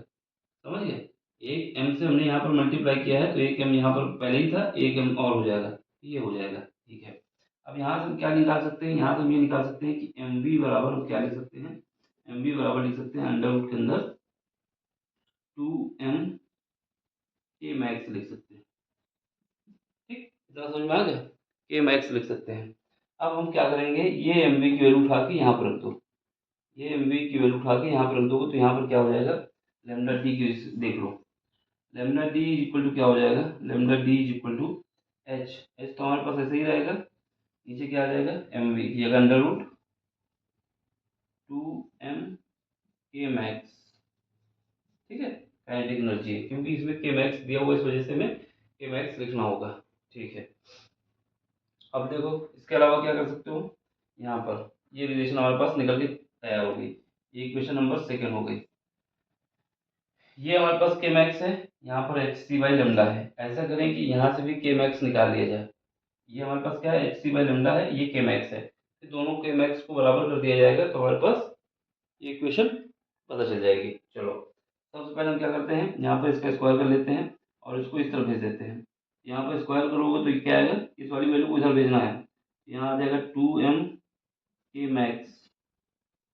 ठीक, ये टू एम के मैक्स काइनेटिक एनर्जी है, हमने क्या किया है, इसका स्क्वायर रूट ले लिया है, तो ये एच स्क्वायर हो जाएगा और नीचे क्या आ जाएगा, लेमडा डी स्क्वायर आ जाएगा। ठीक है, H square divide by lambda D square हो जाएगा। अब हमें क्या करना है, यहाँ से के मैक्स की वैल्यू निकाल लेना है, देखो अभी आ जाएगा, यहाँ पे देखो, यहाँ पर हम के मैक्स निकाल लेते हैं, के मैक्स निकाल लेते हैं तो ये हमारा क्या आ जाएगा, एच, और यहाँ पर आ जाएगा एच स्क्वायर, नीचे क्या आ जाएगा, नीचे हमारे पास टू एम आ जाएगा, और ये तो पहले ही से था लेमडा डी का स्क्वायर। ये हमारा इक्वेशन एक और बनकर तैयार हो जाएगी, ये इक्वेशन नंबर थर्ड हो जाएगी। ये के मैक्स है और ये के मैक्स है, दोनों को इक्वल कर दो। दोनों को इक्वल करने से पहले हम देख सकते हैं कि यहाँ पर जो हमारे पास रिजल्ट आएगा वो लेमडा डी स्क्वायर आएगा। लेमडा डी स्क्वायर यहाँ पर, लेमडा डी स्क्वायर यहाँ पर है, यहाँ पर लेमडा डी स्क्वायर नहीं है, तो ये तो नहीं हो सकता, यहाँ पर भी है। ठीक है, ये ऑप्शन भी हटाने का तरीका है। अब हम दोनों को इक्वेट कर देते हैं, इक्वेट करने का मतलब यहाँ पे देखो, equation first equal to equation third, यहाँ पर करो H C by lambda is equal to क्या आ जाएगा, एच स्क्वायर, यहाँ पर हमारे पास आ जाएगा two M lambda T square. ठीक है, तो यहाँ से देखो, यहाँ से एक एच कट जाएगा, अब हमें लेमडा निकालना है, लेमडा इज इक्वल टू, ठीक है, ये रिंग लाइट आ रही है यहाँ पर, एक मिनट इसको हटा देना। यहाँ पर क्या है, लेमडा, लेमडा में निकालना है, इसका क्रॉस प्रोडक्ट कर दो, ये two M C divide by ये वाला एच एक नीचे आ जाएगा, ये हमारे पास क्रॉस प्रोडक्ट में आ जाएगा लेमडा टी स्क्वायर। तो ऑप्शन मिला लो कौन सा सही है, two M C H lambda D square, option number third आ जाएगा। ठीक, इसको वैसे ही करना है। देखो सबसे पहले जैसा क्वेश्चन ने बोला था कि हमारे पास जो वर्क फंक्शन है यानी फाई की वैल्यू है जो इसकी सरफेस में लाने के लिए यूज किया जाता है, जब भी कोई वेवलेंथ यूज की जाती है तो इलेक्ट्रॉन को इसकी सरफेस में लाने के लिए जो काम किया जाता है उसको वर्क फंक्शन कहते हैं। इसने बोला है कि वर्क फंक्शन हमारा नेग्लिजिबल है, ये वर्क फंक्शन होता है। इसके बाद ये जो एनर्जी हमारे पास लेमडा, जो इस वेवलेंथ की वजह से जो एनर्जी हुई है वो दो काम में यूज होती है। एक इसके सरफेस पे इलेक्ट्रॉन लाने के लिए जिसको वर्क फंक्शन कहते हैं, दूसरा इसको गति देने के लिए जिसको काइनेटिक एनर्जी कहते हैं, जिसको हमने के मैक्स मान लिया था। ठीक है, फिर उसके बाद क्या किया, रिलेशन बनाई हमने। ये जो एनर्जी यूज होती है E बराबर के मैक्स प्लस फाइव को जीरो करना है क्योंकि क्वेश्चन ने बोला है। यहाँ से एक रिलेशन बना ली कि के मैक्स हमारे पास ये आता है। फिर उसका दी ब्रोगली वेवलेंथ का यूज किया गया और यहाँ पर हमने मोमेंटम लिखा। इसके बाद हमने जो काइनेटिक एनर्जी होती है उसमें रिलेशन बताई कि ये होता है, तो यहाँ से एम की वैल्यू निकाल के हमने यहाँ पुट कर दिया। फिर उसके बाद हमने के मैक्स की वैल्यू निकाल ली। के मैक्स की वैल्यू निकालने के बाद ये इक्वेशन और पहली इक्वेशन नंबर थर्ड और सेकंड को इक्वल कर दिया, आंसर आ गया। ठीक, समझ में आया हो तो लाइक करना, शेयर करना, सब्सक्राइब करना। बाकी मिलते हैं अगले लेक्चर में। Thank you for watching, bye, take care. इसका स्क्रीनशॉट ले लो, ठीक है, बाय। देखिए ये हमारे पास रिएक्शन दी गई है, ठीक है। ये रिएक्शन स्टार्ट यहाँ से होती है, फिर उसके बाद इसमें कुछ डीके होता है, इसकी वजह से ये बी पार्ट बनता है, फिर इसके बाद सी बनता है, फिर उसके बाद डी बनता है। और हमसे पूछा जा रहा है कि यहाँ पर ये जो सीक्वेंस यूज हुआ है इसमें कौन कौन सी डीके हुआ है। जैसे यहाँ पर क्या है, एटॉमिक नंबर जेड है, ठीक है। यहाँ पर एक कम हो गया एटॉमिक नंबर, क्या हुआ, एक कम हो गया। फिर आगे बढ़े, यहाँ पर कितने कम हो गए, ये इसके रेफरेंस में दो कम हो गए, ठीक है। फिर आगे बढ़े और ये हमारा Z-3 है, Z-2 है, यानी एक इसमें बढ़ गया। पहले एक कम हुआ, फिर उसके बाद दो कम हुए, फिर इसके बाद एक बढ़ गया। अब हमें ये प्रोसेस देखना है। देखो कहीं पर भी अगर दो कम होते हैं, कहीं पर भी दो कम होते हैं तो इसका मतलब होता है कि अल्फा पार्टिकल होगा। क्या होगा, अल्फा पार्टिकल। अगर एक कम होता है तो इसका मतलब बीटा प्लस होगा। क्या होगा, बीटा प्लस होगा। याद रखना है, एक कम होता है तो बीटा प्लस होगा, अगर दो कम होते हैं तो अल्फा पार्टिकल होगा। अब देखो स्टार्टिंग में पहले क्या है, सबसे पहले हमारे पास Z-1 है, यानी एक कम हुआ है। अब एक कम हुआ है तो जहाँ पर ये अल्फा अल्फा पार्टिकल का क्या होता है, अल्फा पार्टिकल होता है हीलियम। इसको हम लोग ऐसे लिखते हैं, ठीक है। यहाँ से इसका मतलब क्या है कि दो कम होंगे, ठीक। अब यहाँ पर देखो पहले क्या कम हुआ है, एक कम हुआ है। अब एक कम हुआ है तो यहाँ पर जहाँ पर भी अल्फा स्टार्टिंग में है वो गलत हो जाएगा। क्यों गलत हो जाएगा, क्योंकि स्टार्टिंग में एक कम होना है। अब कहीं पर भी अगर ये लिखा हो बीटा प्लस, इसका मतलब होता है क्या कि एक कम होने वाला है, तो बीटा 10 कह सकते हो, ठीक, एक कम होने वाला है। तो देखो इसका मतलब बीटा प्लस कहाँ पे दिया हुआ है, बीटा प्लस ना तो इसमें नहीं दिया हुआ, बीटा माइनस दिया हुआ है, बीटा प्लस इसमें दिया हुआ है। अब इसको पूरा करना है तो देखो कैसे करोगे। सबसे पहले हमारे पास क्या है, Z-A, ठीक। अब यहाँ पे हम क्या लिख देंगे, यहाँ पे लिख देंगे बीटा प्लस। बीटा माइनस होता है तो एक बढ़ता है, बीटा प्लस इसका मतलब एक एटॉमिक नंबर कम होगा। एटॉमिक नंबर नीचे वाले को कहते हैं, ठीक। यहाँ पर क्या बनेगा, बी बनेगा। और इसका एक एटॉमिक नंबर जेड था, यहाँ पर एक कम कर दो, Z-1 हो जाएगा। ऊपर क्या है उससे कोई मतलब नहीं, अभी इसको ए ही रखते हैं अगर रखना है तो, क्योंकि हीलियम है, ऊपर वाले के लिए दिया भी नहीं गया है, हमसे पूछा गया है कि क्या सीक्वेंस हो रहा है, ठीक। तो एक कम हो गया। फिर आगे बढ़ेंगे, इस बार क्या होगा, यहाँ पर Z-1 इसमें दो कम होंगे तभी तो Z-3 बचेगा। इसका मतलब क्या है, अल्फा पार्टिकल। अल्फा पार्टिकल बोले तो हीलियम वाला कहा जाता है, ये अल्फा होता है मेरा, ठीक है। यहाँ पर क्या होगा, दो कम करने हैं, दो कम करने हैं, यानी Z-3 आ जाएगा और C आ जाएगा। और यहाँ पर क्या आ जाएगा, यहाँ पर हमारे पास इससे कोई मतलब नहीं, इसको क्योंकि ऊपर पूछा भी नहीं गया, ठीक। फिर इसके बाद आगे बढ़ेंगे। अब क्या होगा, क्योंकि जहाँ पर भी बीटा-1 होता है, जहाँ पर भी बीटा-1 होता है वहाँ पर एक नंबर बढ़ जाता है। इसको बढ़ा दो, Z-3 है, एक बढ़ाना है तो Z-2 हो जाएगा और ये हमारा D हो जाएगा। यही हमारा सीक्वेंस है, पहले एक बीटा प्लस गया है, फिर उसके बाद अल्फा प्लस गया है, फिर बीटा माइनस का हुआ है, तो ये सीक्वेंस है, ठीक। ये हमें याद रखना है। क्या याद रखना है कि कहीं पर भी बीटा प्लस होता है तो इसका मतलब होता है कि एक एटॉमिक नंबर कम होगा। कहीं पर भी अल्फा होता है तो इसका मतलब क्या होगा कि दो एटॉमिक नंबर कम होंगे। बीटा माइनस है, इसका मतलब एक एटॉमिक नंबर बढ़ेगा। ये सीक्वेंस हमें याद रखना है, ठीक। समझ में आया तो लाइक कर देना, शेयर कर देना। बाकी मिलते हैं अगले क्वेश्चन में। Thank you for watching, bye, take care. देखिए क्वेश्चन, इसमें हमसे बोला जा रहा है कि हमारे पास चार वायर हैं, कितने, 4 वायर हैं, जो कि पैरेलल कॉम्बिनेशन में कनेक्ट हैं। इनके लिए जो इनका इक्विवेलेंट रेजिस्टेंस है वो 0.25 ओम है, ठीक है। चार वायर हैं जिनकी लेंथ इक्वल है, जिनका क्रॉस सेक्शन एरिया इक्वल है, उनका जो इक्विवेलेंट रेजिस्टेंस है वो 0.25 है, लेकिन ये जो कॉम्बिनेशन रखा गया है वो किस में रखा गया है, पैरेलल कॉम्बिनेशन है। अब आपसे पूछा जा रहा है कि अगर इन्हीं को सीरीज में कनेक्ट कर दिया जाए तो हमारे पास इफेक्टिव रेजिस्टेंस क्या आएगा। देखो सबसे पहले हमारे पास 4 वायर बता देते हैं, ठीक है। एक वायर ये मान लेते हैं, ये क्रॉस सेक्शन एरिया इसका, ठीक, इसमें कुछ रेजिस्टेंस होगा। फिर उसके बाद दूसरा वायर हमारे पास ये लगा हुआ है, ठीक, फिर तीसरा वायर लगा हुआ है और ये चौथा वायर लगा हुआ है। इन चारों को क्या किया गया है, इन चारों को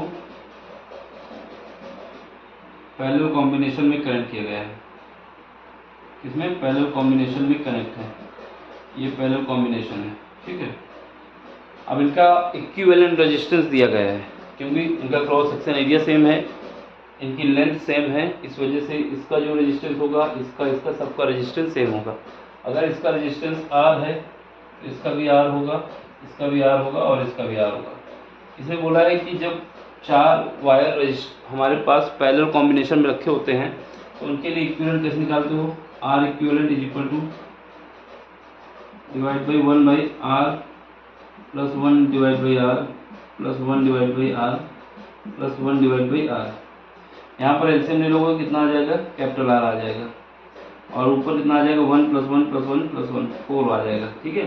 इसने बोला है कि 1 बाई R इक्विवेलेंट जो दिया गया है, इक्विवेलेंट की वैल्यू दी गई है, R इक्विवेलेंट कितना दिया गया है, 0.25 दिया गया है, ठीक है। अब इसको रख दो यहाँ पर, यहाँ रखोगे 0.25 इज इक्वल टू कितना आ जाएगा 4 divide by R is equal to आ जाएगा, R की वैल्यू आ जाएगी, मल्टीप्लाई कर दो 4 इंटू 0.25, ये हो जाएगा 100, ये पॉइंट लगा दोगे तो ये हमारे पास 1 ओम आ जाएगा।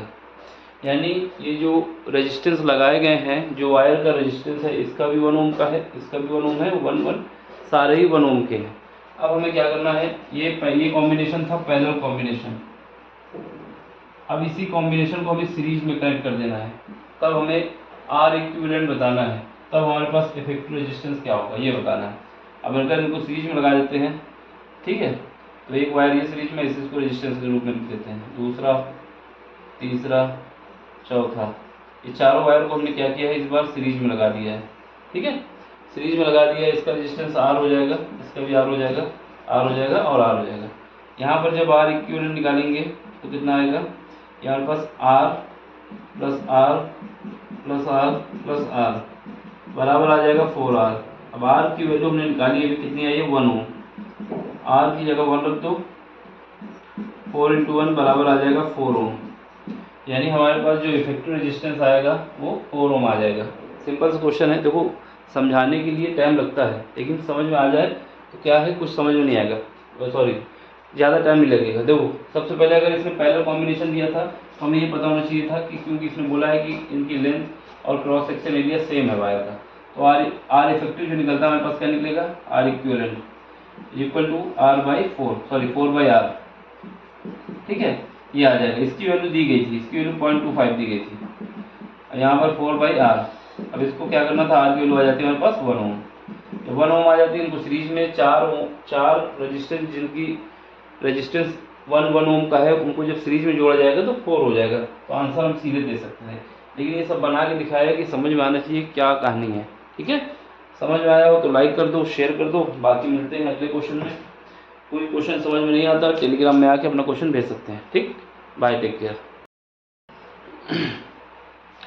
देखिए 2021 नीट का पेपर है और फिजिक्स, क्वेश्चन नंबर 11, ठीक है, सेक्शन ए। इसमें क्या है कि एक पार्टिकल जो कि s हाइट से रिलीज किया जा रहा है, ठीक है। यहाँ पर ये मान लेते हैं ये पार्टिकल है, ठीक है। इस पार्टिकल की जो हाइट है, ओवरऑल हाइट जो है वो s है, कितनी है, s है। ये पार्टिकल यहाँ पर रखा हुआ है, यहाँ पर पार्टिकल है, ठीक है, s हाइट से अर्थ की तरफ फेंका जा रहा है, इसलिए इस वजह से यहाँ से हम जब इसको ड्रॉप करेंगे तो ये अर्थ की तरफ आएगा, ठीक है। किसी हाइट पर, मतलब मान लेते हैं यहाँ पर जब ये पार्टिकल आ जाता है, यहाँ पर जब पार्टिकल आ जाता है उस समय यहाँ पर जो काइनेटिक एनर्जी होती है, काइनेटिक एनर्जी जो होती है वो पोटेंशियल एनर्जी का 4 टाइम्स हो जाती है, ऐसा क्वेश्चन ने बोला है, ठीक है। मान लेते हैं ये हमारे पास अर्थ है, क्या है, अर्थ है यहाँ पर, यहाँ से इस पार्टिकल की जो हाइट है वो कितनी है, x है, ठीक है। और ये ओवरऑल हाइट कितनी बचेगी, क्योंकि टोटल s है, अगर x घटा देंगे तो ये हमारे पास कितना बचेगा, ये हमारे पास बचेगा s माइनस एक्स, ठीक। अब हमें क्या करना है, यहाँ पर से हमें s की वैल्यू बतानी है और ये किस वेलोसिटी पे है यहाँ पर। तो इनिशियल में तो हमने क्या किया है, केवल छोड़ दिए हैं, यहाँ पर पार्टिकल लिए थे और पार्टिकल को नीचे क्योर फेंक दिया है, जो हाइट थी वो s थी। तो यहाँ पर जो इनिशियल वेलोसिटी होगी वो जीरो होगी। जीरो क्यों होगी, क्योंकि हमने केवल ड्रॉप किया है, कोई स्पीड नहीं दी है, ऐसे छोड़ दिया है। छोड़ने के बाद ये पॉइंट जो हमारे पास आएगा, ये पॉइंट हम मान लेते हैं ए, ये पॉइंट हम मान लेते हैं बी है, और जहाँ पर ये पार्टिकल रुका है वही पॉइंट सी है, ठीक है। सी पॉइंट पे कहानी ऐसी होती है कि काइनेटिक एनर्जी जो है वो पोटेंशियल एनर्जी का 4 टाइम्स हो जा रहा है, ऐसा क्वेश्चन में लिखा हुआ है। 3 टाइम्स हो रहा है, सॉरी 4 टाइम्स है, 3 टाइम्स। कितना हो रहा है, 3 टाइम्स। तो ये 3 टाइम्स हो रहा है, 3 टाइम्स हो जा रही है।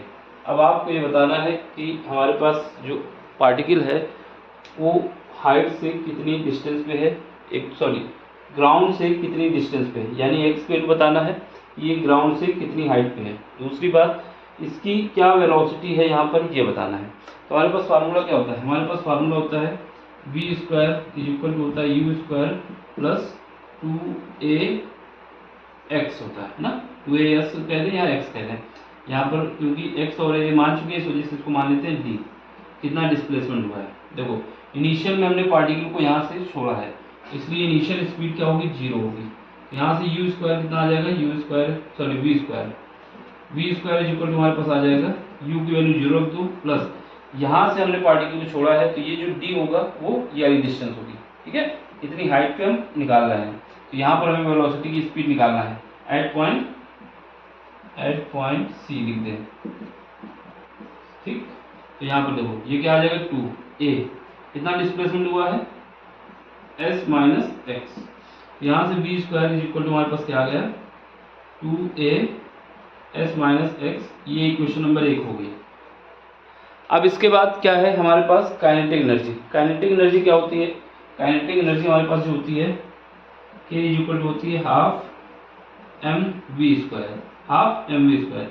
यहाँ पर ये क्या है, ये हमारे पास v स्क्वायर की वैल्यू पता है, k इज इक्वल टू क्या आ जाएगा, 1/2 m, v स्क्वायर की वैल्यू पुट कर दो यहाँ पर 2a, और ये ब्रैकेट में क्या आ जाएगा, 2a और ब्रैकेट में आ जाएगा s माइनस एक्स, ठीक है। ये इक्वेशन नंबर हम सेकंड मान लेते हैं। अब हमारे पास अगर किसी हाइट से हमें काइनेटिक एनर्जी निकालना है, सॉरी पोटेंशियल एनर्जी निकालना है, किसी हाइट पे हमें पोटेंशियल एनर्जी निकालना है, तो पोटेंशियल एनर्जी क्या होती है, u इज इक्वल टू, क्योंकि हमें इतनी हाइट पे पोटेंशियल एनर्जी लेना है, ये वाली, ठीक, ये वाली पोटेंशियल एनर्जी लेना है, तो ये वाली हाइट लेंगे। तो यहाँ पर क्या हो जाएगा, ये हमारे पास होता है mgh होता है, क्या होता है, mgh।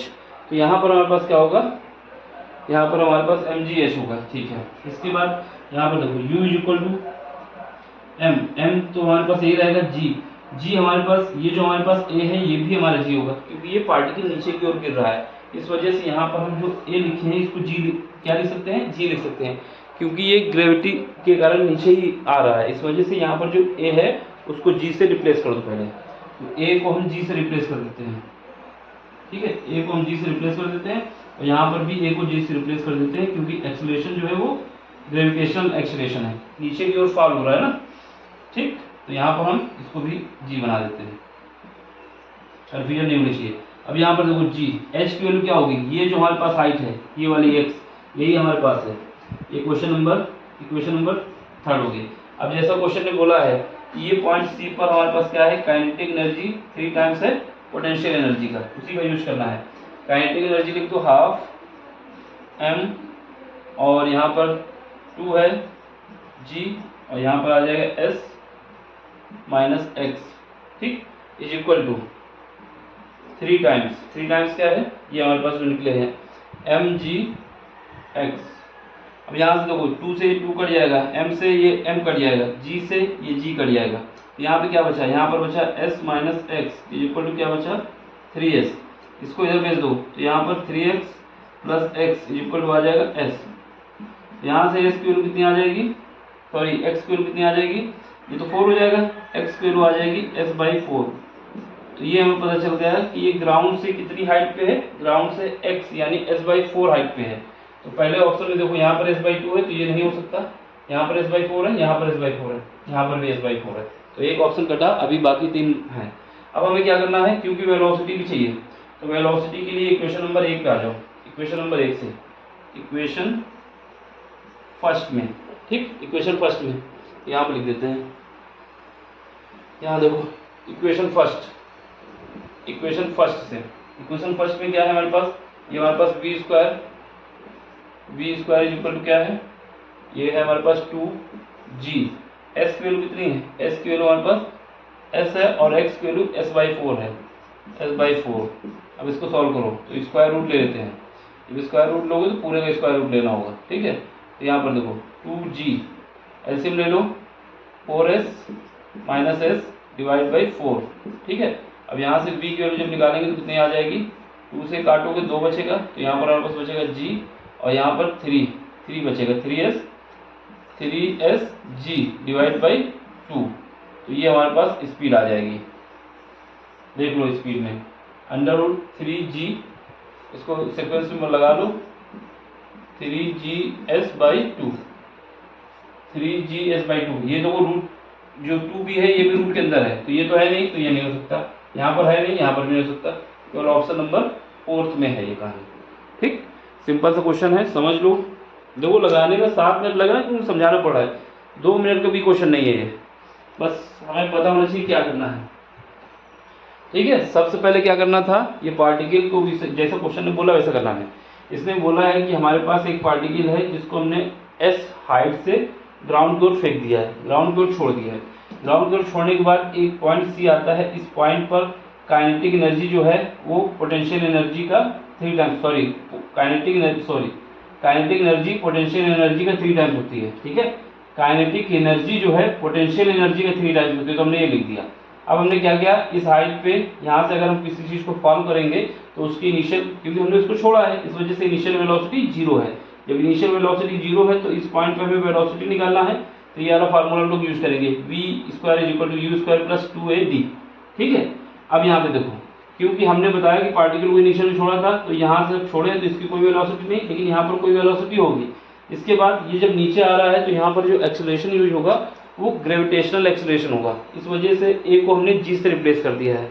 देख लो यहाँ पर ए क्या होगा, ए हमारा जी होगा, ग्रेविटेशनल एक्सेलरेशन, ठीक है, एक्सेलरेशन। और यहाँ पर जो हमारे पास डी है वो डिस्प्लेसमेंट है, कितनी नीचे हाइट आया है, तो ये हमें पता चल गया। बस इसका यूज किया, फिर उसके बाद काइनेटिक एनर्जी निकाल ली, फिर उसके बाद पोटेंशियल एनर्जी निकाल ली, फिर जो कंडीशन थी उससे सेटिस्फाई कराया, सीधे हमारे पास आंसर आ गया, ठीक। क्वेश्चन ने पूछा है कि ये जो हमारे पास पॉइंट सी है ये ग्राउंड से कितनी हाइट पे है, तो बता देंगे s/4। अगर ऊपर से पूछता तो कितना होता, 3s/4, ठीक है। नीचे से पूछा है तो s/4 है, ऊपर से अगर पूछा होता तो बताते हैं 3s/4, तो निकाल लिया हमने, ठीक। समझ में आया हो तो लाइक कर देना, शेयर कर देना, सब्सक्राइब कर देना। बाकी मिलते हैं अगले क्वेश्चन में। Thank you for watching.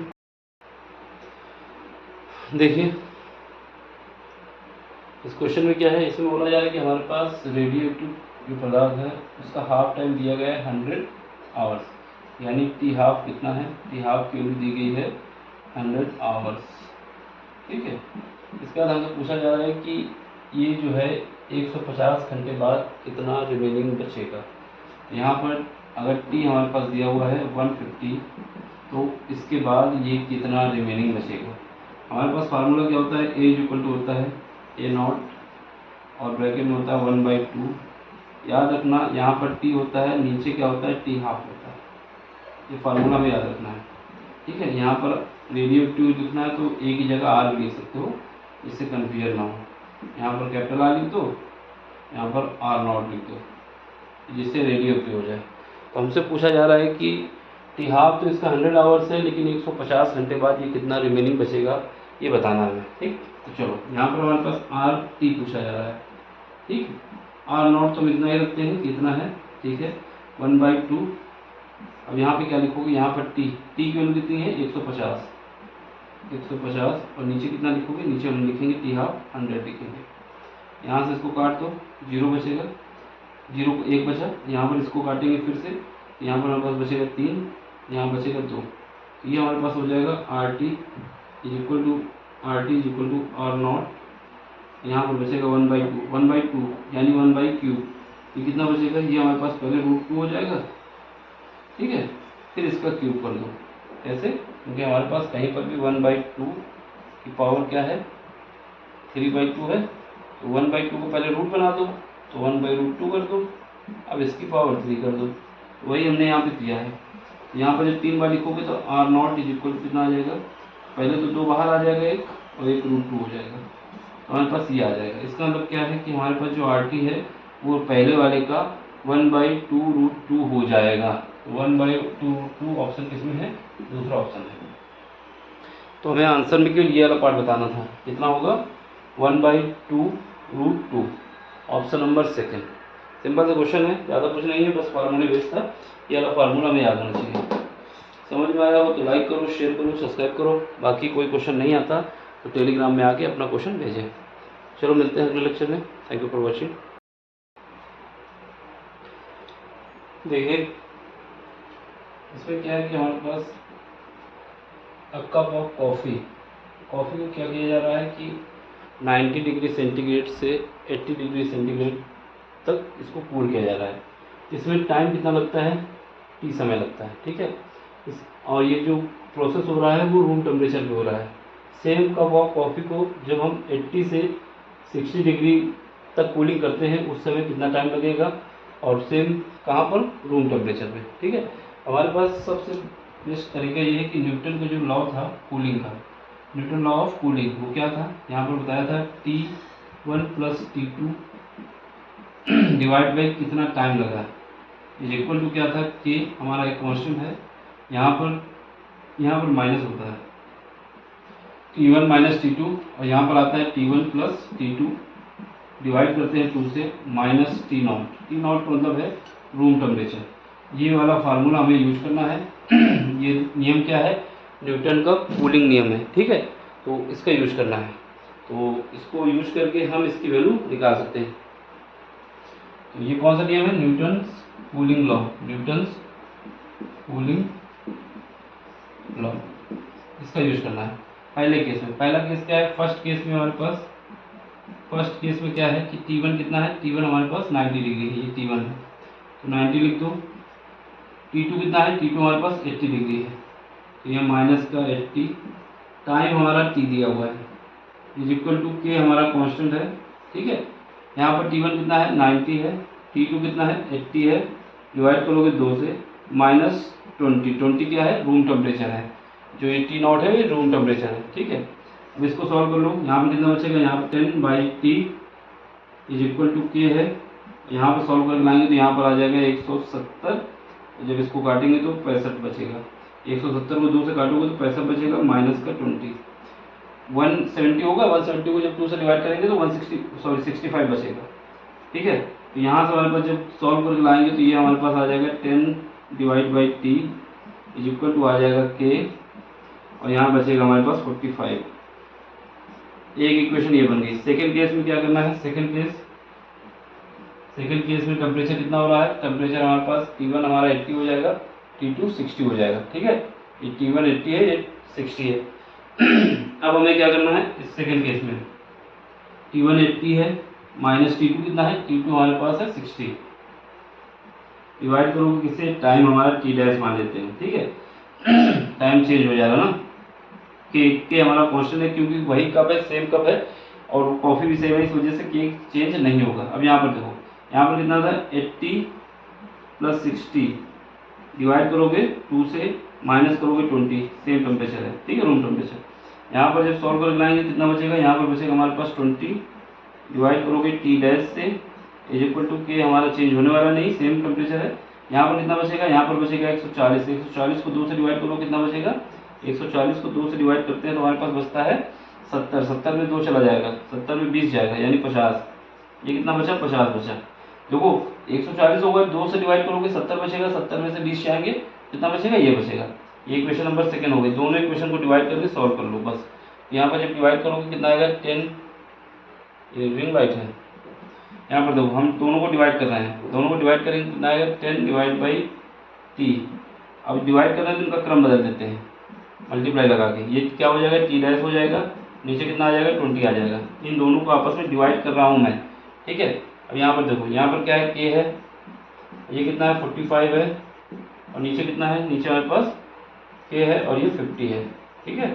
अब हमें क्या करना है, के से के कट जाएगा और यहाँ से जीरो कट जाएगा, फिर उसके बाद इसको 2 से काटोगे कितना बचेगा 25 बचेगा, फिर उसके बाद 5 से काटेंगे तो ये 5 बचेगा, और ये हमारे पास कितना बचेगा 9×45। यहाँ से हमारे पास T dash is equal to कितना आ जाएगा 9/5, और ये हमारा टी आ जाएगा। कोई ऑप्शन मिल रहा है यहाँ पर 9/5, कोई ऑप्शन नहीं मिल रहा है, कहीं गड़बड़ हो गई क्या? एक को मिला लो फिर से, ये हमारे पास 45 बचेगा यहाँ पर, ठीक है। ये हमारे पास 140 2 70 50 बचेगा। इसको सॉल्व करने में कहीं तो दिक्कत भी लगता है, इसको मिला लेते हैं एक बार। तो यहाँ पे गड़बड़ होगी, क्या गड़बड़ होगी, जब इसको हम जोड़ेंगे कितना आएगा 170 आएगा, 170 को 2 से काटोगे कितना आएगा 8 आएगा 5 आएगा 85 आएगा। यहाँ पर कितना आ जाएगा, यहाँ पर 85 आएगा, ये गड़बड़ होगी, ये 85 हो जाएगा। जब ये 85 है तो यहाँ पर बचेगा हमारे पास 65, 20 कम हो जाएगा तो ये 65 बचेगा, ठीक है। तो यहाँ से हमारे पास ये क्या है, ये 65 कर दो, यहाँ पर कितना है 65। अब 65 होगा तो जब 5 से काटेंगे तो 13 आएगा, यहाँ पर कितना बचेगा 13 बचेगा। यहाँ से टी डैश इक्वल टू आएगा 13/5, ऑप्शन नंबर सेकेंड आ जाएगा, टी आ जाएगा, ठीक है। सिंपल सा है कि ये वाला फार्मूला हमें याद होना चाहिए न्यूटन का, अगर ये क्वेश्चन दोबारा कभी आता है। क्या है इसमें कि पहले कॉफ़ी का टेम्परेचर कितना था इनिशियल, फिर उसके बाद कितना टेम्परेचर हमने घटाया है, यहाँ पर कितना टाइम लगा है, ये हमारा के कांस्टेंट है, ये डिपेंड करता है मटेरियल पे, ठीक है। T1 + T2 यानी पहला temperature divide by 2 minus room temperature, इस फार्मूले का यूज कर ले। दो केस, पहले केस में हमारे पास T1 ये है, T2 ये है, और यहाँ पर टाइम दिया गया T, उसको हमने लिख दिया, ठीक है। और रूम टेम्परेचर की बात हो रही तो रूम टेम्परेचर में लिख दिया। जिस टेम्परेचर पे हमें इसको कूलिंग करना है वहाँ पर ये T0 होगा, अगर कहीं और का टेम्परेचर बताता तब भी ठीक था, ठीक।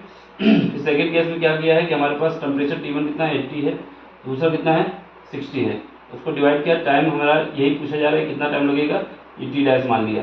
कि हमारा चेंज नहीं होगा क्योंकि ये सिमिलर कप की बात कर रहा है, जो कप पहले था वही कप है, वही कॉपी है, ठीक है। यहाँ पर के, फिर इसको चेंज करके लाएंगे, बस सॉल्व करेंगे, आंसर आ जाएगा। समझ में आया हो तो लाइक करो, शेयर करो, सब्सक्राइब करो। बाकी कोई क्वेश्चन नहीं आता टेलीग्राम में आना है, अपना क्वेश्चन भेजना है और उसको पूछना है, ठीक। Bye, take care. देखिए अगला क्वेश्चन, इसमें पूछा है कि number of photon per second on average emitted by the source of monochromatic light, जिसकी वेवलेंथ दी गई है 600 नैनोमीटर। हमसे पूछा जा रहा है कितने फोटोन निकल रहे हैं। देखो कोई भी सरफेस हो, अगर ये हमारे पास सरफेस है, ठीक है, इस सरफेस से हमें क्या निकालना है, नंबर ऑफ फोटोन निकालना है। यहाँ पर एक वेवलेंथ जो बताया जा रहा है कि ये वेवलेंथ जो है वो कितनी है, लैम्डा जो है वो हमारे पास 600 नैनोमीटर है। 600 नैनोमीटर की वेवलेंथ इसमें इंसिडेंट की गई है। अब हमसे पूछा जा रहा है कि इस सरफेस से कितने प्रोटॉन निकल रहे हैं, ये बताना है। इसके अलावा दी गई है जो इस प्रोसेस में जो पावर यूज हो रही है वो 3.3 × 10⁻³ वाट यूज हो रही है। इसके अलावा H प्लैंक कांस्टेंट है जिसकी वैल्यू दी गई है, ठीक। देखो सबसे पहले इसकी सरफेस से हमें अगर इलेक्ट्रॉन को निकालना है तो इसके लिए जो एनर्जी यूज होगी E क्या होगा, hc/λ होगी, ठीक है। क्योंकि हमें नंबर ऑफ इलेक्ट्रॉन चाहिए, इसलिए जो एनर्जी होगी n टाइम्स हो जाएगी। कितने इलेक्ट्रॉन है, कितने फोटोन है, ठीक है। अब हमारे पास पावर की बात आती है। पावर इक्वल टू क्या होता है, एनर्जी को अगर टाइम के साथ मल्टीप्लाई कर दिया जाए तो हमारे पास पावर हो जाता है, ठीक। एनर्जी को टाइम के साथ मल्टीप्लाई कर दिया जाए पावर हो जाता है। लेकिन इसे बोला है कि पर सेकंड में, यानी यहाँ पर टी की वैल्यू कितनी दी गई है, 1 सेकंड में। 1 सेकंड में पूछा जा रहा है कितने नंबर ऑफ इलेक्ट्रॉन निकलेंगे। तो ये पावर दिया गया है, पावर कितना दिया गया है, पी की वैल्यू दी गई, ये पी है हमारे पास, ये हमारे पास है 3.3 × 10 की पावर कितना है, 10 की पावर -3 है, इज इक्वल टू ई की वैल्यू क्या रखना है, एन हमें पता नहीं है कितने हैं, और एच हमारा प्लैंक कांस्टेंट है जिसकी वैल्यू दी गई है 6.6 × 10 की पावर -34, ठीक है। ये हमारा सी स्पीड ऑफ लाइट है जिसकी वैल्यू हमें याद होना चाहिए 3 × 10 की पावर 18, सॉरी 3 × 10 की पावर 8। अब इसके अलावा लेमडा की वैल्यू दी गई है, कितना है लेमडा की वैल्यू, ये दी गई है ये कितना है 600 नैनोमीटर। नैनोमीटर को मीटर में बदलने के लिए 10⁻⁹ से मल्टीप्लाई करना होता है। ठीक है, सब कुछ दे दिया गया है, इसमें सब वैल्यू हमने पुट कर दिया है। अब हमें इसको सॉल्व करना है। सबसे पहले देखो, इसको काटोगे 3 से तो कितना बचेगा 1.1 बचेगा। फिर उसके बाद इसको 6 से काटेंगे, यहाँ पर कितना बचेगा पॉइंट का 1.1 बचेगा। ठीक है, 6 से जब काटेंगे ये पॉइंट से ये पॉइंट वाला पूरा हट गया, ये कट गया, 11 से 11 कट चुका है। अब यहाँ पर कितना बचा है, यहाँ पर 100 बचा है, यहाँ पर कितना बचा है, यहाँ पर ये सब कट गया है, कुछ नहीं बचा है। ठीक है, सब कट चुका है। अब देखो, अब हमें एडजस्ट करना है। यहाँ पर कितना है 10⁻100, इसको मल्टीप्लाई करोगे तो पावर कम हो जाएगी। ये कितना है, इसका 100 का मल्टीप्लाई यहाँ कर दो तो कितना बचेगा 10⁻⁻1 बचेगा, क्योंकि कम हो जाएगी पावर n। अब ब्रैकेट में आओ, यहाँ पर देखो 10⁻⁹ है और इसको जब ऊपर भेजोगे तो कितना हो जाएगा 10⁻17 हो जाएगा। 17 इससे कम हो जाएंगे, कितना बचेगा यहाँ पर हमारे पास बचेगा 10⁻, देखो 17 कम हो जाएगी तो बचेगी कितनी 17 बचेगी माइनस की। ठीक है, अब इसको यहाँ पर ले आओ और तो कुछ बचा नहीं है। जब इसको नीचे लाओगे तो प्लस हो जाएगा, n इक्वल कितना आ जाएगा 10⁻17 है, इधर नीचे आएगा तो प्लस हो जाएगा, लेकिन एक माइनस का कम हो जाएगा 16 हो जाएगा। इसका मतलब क्या होगा कि 10⁻16 प्रोटॉन निकल के आएंगे। ऑप्शन नंबर तीसरा सही हो जाएगा। ठीक, इसको सॉल्व करना आना चाहिए, बाकी हमने एक एक स्टेप बताया, फिर से एक बार बता देना।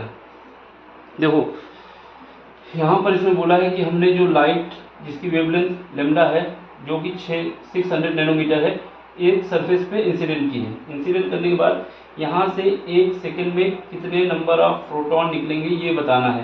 तो इसके लिए जो एनर्जी यूज होती है E बराबर होता है hc/λ, क्योंकि हमें नंबर ऑफ प्रोटॉन चाहिए तो नंबर ऑफ एनर्जी में नंबर ऑफ प्रोटॉन से मल्टीप्लाई कर देंगे।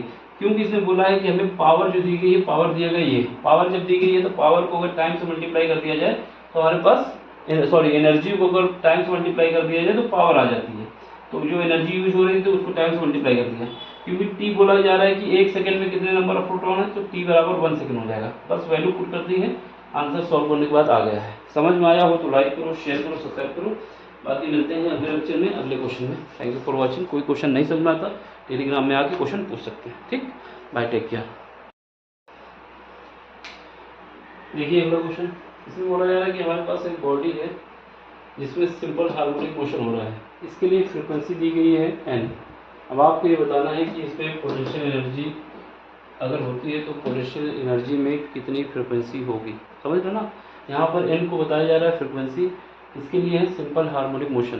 सिंपल हार्मोनिक मोशन में अगर पोटेंशियल एनर्जी है तो पोटेंशियल एनर्जी में कितनी फ्रीक्वेंसी होगी, ये ऑप्शन दिए गए हैं। ठीक, तो वो कैसे करोगे। सिंपल हार्मोनिक मोशन के लिए हमारे पास जो डिस्प्लेसमेंट होता है उसके लिए क्या होता है डिस्प्लेसमेंट। जो डिस्प्लेसमेंट होता है उसको हम लोग x से लिखते हैं। x इक्वल कितना होता है, ये हमारे पास होता है a sin ओमेगा t। यहाँ पर अगर इसको हम फ्रीक्वेंसी के रूप में लिखें तो ओमेगा की जगह 2πf लिख सकते हैं, f की जगह n लिखना होगा क्योंकि यहाँ पर फ्रीक्वेंसी दी गई है n। यहाँ a इक्वल क्या हो जाएगा साइन ब्रैकेट में आएगा 2πf की जगह क्या लिखना है n, क्योंकि फ्रीक्वेंसी n दी गई है। यहाँ पर आ जाएगा हमारे पास t, ये इक्वेशन आ जाएगी। ठीक है, ये डिस्प्लेसमेंट के लिए है। हमारे पास पोटेंशियल एनर्जी होती है, पोटेंशियल एनर्जी ये क्या होता है, U इक्वल होता है हाफ के, हमारा कांस्टेंट है और ये हमारा x स्क्वायर होता है। यहाँ पर वैल्यू पुट करो, x स्क्वायर की जगह ये रखो, कितना आ जाएगा, ये हमारे पास आ जाएगा हाफ के और x स्क्वायर ये लिख दोगे साइन स्क्वायर ब्रैकेट में क्या आएगा 2π/nt। ठीक है, और यहाँ पर कैपिटल A भी लिख दो, कैपिटल A का स्क्वायर, ये हमारे पास के तो भाई यहाँ आ जाएगा कैपिटल A का स्क्वायर। अब हमें क्या करना होगा, क्योंकि यहाँ पर स्क्वायर के रूप में तो काम बनेगा नहीं, अगर हमारे पास इक्वेशन होनी चाहिए साइन में होनी चाहिए या फिर कॉस में होनी चाहिए। यहाँ पर साइन स्क्वायर है। अब साइन स्क्वायर के विषय में एक बात सुनो, साइन स्क्वायर का हमारे पास कई बार फार्मूला ये याद होना चाहिए। cos 2a की बात करते हैं तो cos 2a इक्वल क्या होता है हमारे पास, cos 2a इक्वल होता है हमारे पास, यहाँ पर होता है हमारे पास cos स्क्वायर है माइनस साइन स्क्वायर है। ठीक है, ये वाला फार्मूला नहीं लगाएंगे, ये फार्मूला होता है तब भी। हमें क्या करना है, साइन स्क्वायर में रिप्लेस करना है। तो यहाँ पर क्या लिख सकते हो 1 - 2 साइन स्क्वायर a, ये लिख सकते हो। cos 2a बराबर 1 - 2 साइन स्क्वायर a होता है। अब यहाँ से मैं साइन स्क्वायर क्योंकि ये दिया हुआ है ना, इसको रिप्लेस करना है। वो वाला फार्मूला लगाएंगे, ये कॉस स्क्वायर को चेंज करो, यहाँ पर साइन स्क्वायर की वैल्यू क्या निकाल सकते हो, इस फार्मूले से अगर हम देखें तो यहाँ से हमारे पास sine square sine square A is equal to क्या आएगा, ये 1 इधर भेज दो, यहाँ पर आ जाएगा 1 माइनस कॉस 2a, और नीचे क्या आ जाएगा, नीचे हमारे पास डिवाइड कर देना होगा 2 से। तो ये होता है, यानी जहाँ पर साइन स्क्वायर है इसकी जगह पे हम ये रिप्लेस कर सकते हैं। ये ए हमारा कितना है, 2 पाई एन टी है, इसको हमें रिप्लेस करना है। तो यहाँ से u इक्वल क्या आ जाएगा, हाफ ए हमारा कॉन्स्टेंट रहेगा और ए स्क्वायर भी हमारा कॉन्स्टेंट रहेगा। यहाँ पर इसकी जगह वैल्यू पुट करना है, इसकी जगह क्या रखना है, एंगल कितना है 2 पाई एन टी, यहाँ आ जाएगा 1 माइनस ये कितना आ जाएगा कॉस 2a, ए की जगह कितना है हमारे पास, ए की जगह हमारे पास है 2 पाई एन टी, ठीक है 2 पाई एन टी है, और यहाँ पर डिवाइड किससे करोगे, डिवाइड करना होगा 2 से, ठीक। ये हम जब इसको रिप्लेस करके सॉल्व करके बनाना चाहते हैं, यहाँ पे आ जाएगा, फिर यहाँ पे देख लो, तो u इक्वल कितना आ जाएगा, देखिए ना यहाँ पर देखो, ये हो जाएगा 1/4 के ए स्क्वायर हो जाएगा, ठीक, ए स्क्वायर हो जाएगा, और यहाँ पर हमारे पास ये हो जाएगा हमारे पास 1, ये हमारे पास हो जाएगा माइनस कॉस, और ये हमारा हो जाएगा 2, ठीक, 2 हमारा बाहर हो जाएगा और यहाँ पर 2 पाई कर सकते हैं और t भी लिख सकते हैं और ब्रैकेट में 2n लिख सकते हैं, ठीक है। अब इसको एडजस्ट कर लो, तो u इक्वल टू हम अगर एडजस्ट करते हैं तो 1/4 के ए स्क्वायर, ये हमारा कांस्टेंट हो जाएगा, इसके साथ मल्टीप्लाई कर दिए, माइनस का 1/4 के ए स्क्वायर हो जाएगा, ठीक, ये हमारा हो जाएगा कॉस, यहाँ पर आ जाएगा 2 पाई, ब्रैकेट में लिख देते हैं 2n, यहाँ पर t हो जाएगा, ठीक। ये हमारे पास इक्वेशन आ जाएगी, ये हमारा कांस्टेंट है, इससे कोई मतलब नहीं, हमें इस वाले पार्ट से मतलब होगा। अब इस वाले पार्ट में जाएंगे तो हमारे पास देखो यहाँ पर क्या है, क्योंकि हमारे पास जनरल फॉर्म क्या होती है, 2 पाई n होता है, या तो ये होता है या फिर हम कॉस के रूप में लिखते हैं। यहाँ पर एंगल कॉस दिया हुआ है, यहाँ पर देखो n की जगह कितना है, n की जगह हमारे पास 2n है, यानी यहाँ पर अगर फ्रिक्वेंसी n डैश होगा, n डैश बराबर क्या लिख दो, 2n लिख दो, n डैश बराबर 2n, तो यहाँ पर u इक्वल क्या हो जाएगा, ये हमारा सब कांस्टेंट है, इससे कोई मतलब नहीं, इसको साइड में लिख दे रहा है, माइनस 1/4 और ये के ए स्क्वायर, यहाँ पर हमारे पास आ जाएगा कॉस 2 पाई एन डैश और टी आ जाएगा। अब जब इसकी तुलना करोगे तो एन डैश की वैल्यू कितनी आ रही है, 2n, ऑप्शन कौन सा आ जाएगा, ये आ जाएगा, ठीक। सिंपल सा क्वेश्चन है, बस कॉन्सेप्ट क्लियर होना चाहिए, कोई क्वेश्चन मतलब नहीं था। क्या करना था हमें ये कि हमें इस इक्वेशन को, क्योंकि ये इक्वेशन हमने जब डिस्प्लेसमेंट की, हार्मोनिक मोशन की डिस्प्लेसमेंट की इक्वेशन हमें याद होनी चाहिए, उसके बाद पोटेंशियल एनर्जी याद होना चाहिए, इसके लिए हमने ये कंसीडर किया। अब इसके बाद हमारे पास cos 2a का फार्मूला, जिससे हम क्या करेंगे, साइन स्क्वायर ए को रिप्लेस कर देंगे, यानी यहाँ पर जो स्क्वायर है इसको रिप्लेस कर देंगे इस रूप में। जब यहाँ से ये वाला पहला वाला पार्ट जो है कांस्टेंट है, इसको बनाएंगे, फिर उसके बाद हमें 2 पाई टी के रूप में लाना होगा, 2 पाई एफ के रूप में लाना होगा। यहाँ पर हम देख लेंगे कि अगर 2n को रिप्लेस करते हैं n डैश से, तो हमारे पास ये इक्वेशन बन जाएगी सिंपल हार्मोनिक मोशन वाली। तो यहाँ से हमारे पास तुलना करोगे तो ये पता चल जाएगा जो फ्रिक्वेंसी है वो पहले वाली फ्रिक्वेंसी का डबल है, ठीक। देख लो, समझ लो, कहीं पर भी डाउट हो तो पूछो, यही हमारा आंसर है। समझ में आया हो तो लाइक करो, शेयर करो, सब्सक्राइब करो। बाकी मिलते हैं अगले लेक्चर में अगले क्वेश्चन के साथ। पोटेंशियल एनर्जी की फ्रिक्वेंसी कितनी आ जाएगी, ये आ जाएगी 2n। चलो बाय, टेक केयर।